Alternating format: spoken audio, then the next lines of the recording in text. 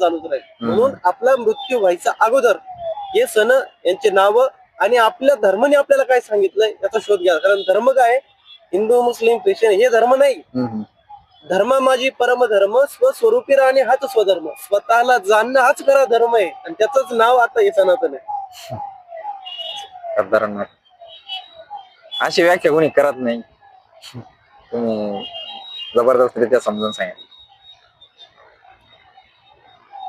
तर म्हणजे तुम्हाला असं म्हणायचंय की ज्या वेळेस हे बाहेरचे सण करण्यापेक्षा, बाहेरचे उत्सव करण्यापेक्षा ज्यावेळेस आतमधला महा उत्सव यस यस यस होईल यस, त्यावेळेस तेच सांगायचं. Yes. खरा आनंद होईल.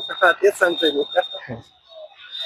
माझं म्हणजे सांगण्याचं तात्पर्य हेच आहे तर तुम्ही तुमचा बर्थडे असेल तर तुम्ही काय त्याला सेलिब्रेट करता, किंवा तुम्ही एखादं फ्लॅट घेतला किंवा घर बांधलं तर तुम्ही वास्तुशांती असेल किंवा काहीतरी ओपनिंगचा कार्यक्रम करता, किंवा तुम्ही एखादं दुकान टाकलं, काहीतरी बिझनेस सुरू केलाय तर तुम्ही ओपनिंगचा कार्यक्रम करता.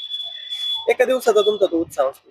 तुमचं वेडिंग असेल तर त्या दिवशी तुम्हाला आनंद असतो, तुम्ही उत्साह असतात, तुम्हाला लग्न आहे. पण विशेष म्हणजे तो एका दिवसाचा आनंद आहे.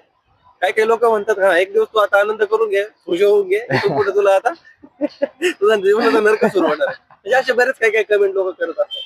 पण विषय काय महत्वाचा आहे, जोपर्यंत माणूस स्वतःला जाणत नाही, जोपर्यंत माणूस स्वतःतल्या परम अस्तित्वाला शोधत नाही ना, तोपर्यंत माणसाचा प्रत्येक दिवस हा उत्सव होणार नाही.